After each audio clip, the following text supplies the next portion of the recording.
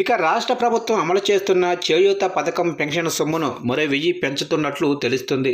2026-27 ఆర్థిక సంవత్సరంలో తీపి కబురు అందించనున్నట్లు తెలుస్తుంది. ఇక చేయూత పథకంలో భాగంగా దివ్యాంగులకు పెన్షన్ 3016 అందిస్తుండగా మరో 1000 పెరిగే అవకాశమైతే ఉంది.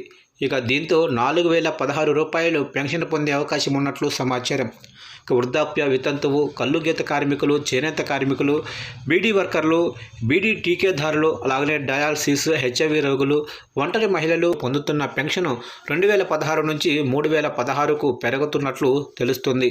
దీంతో జిల్లాలోనే 36,754 మంది వృద్ధులు, 11,454 మంది దివ్యాంగులు, 38,798 వితంతువులు, 278 మంది నేత కార్మికులు, 869 మంది గీత కార్మికులు, అలాగనే 2467 మంది ఒంటరి మహిళలు, 2335 మంది బీడీ వర్కర్లు, ఇక 268 పైలేరియా, 172 డయాలసిస్ వ్యాధిగ్రస్తులు, 15 మంది బీడీ టీకేదారులు, మొత్తంగా 93,410 మందికి ప్రయోజనం కలగనుంది.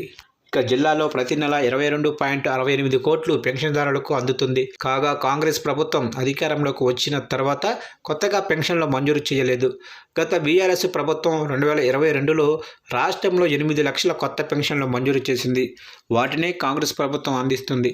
చాలామంది 57 ఏళ్లు నిండిన వారు పెన్షన్ల కోసం దరఖాస్తు చేసుకున్నా మంజూరు కావటం లేదు.